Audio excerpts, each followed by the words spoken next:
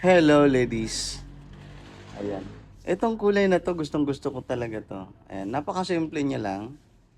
Pero marami kami nilagay na highlight.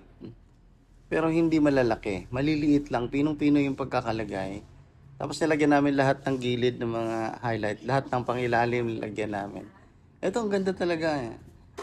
Pag ganito pinagawa nyo, hindi mag-suffer yung buhok nyo kasi hindi naka-bleach lahat eh.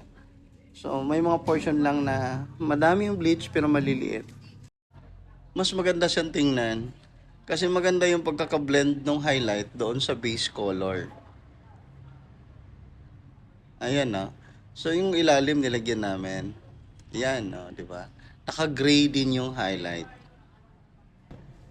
Pati ako hindi ako makamove on nito. Nagandahan talaga ako. Ang ganda ng result. Yan. Sa mga gustong magpagawa nito,